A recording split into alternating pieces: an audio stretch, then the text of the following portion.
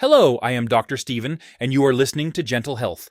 If you are over 60 and you walk every day but still feel weak or unsteady, you are not alone.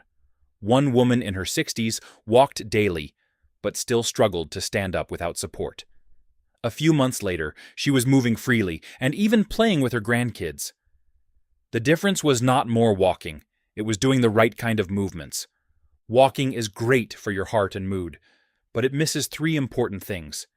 It does not stop muscle loss, it does not train balance, and it does not make bones strong enough. As we age, we need to challenge the body in different ways to stay independent and safe. The first movement is heel raises.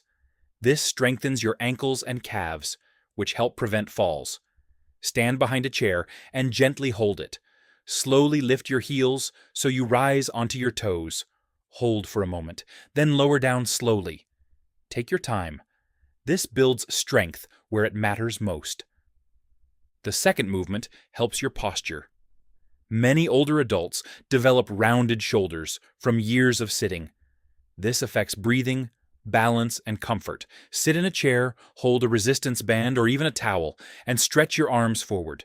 Then pull your arms apart and squeeze your shoulder blades together. Keep your head straight and relaxed. The third movement is wall pushaways.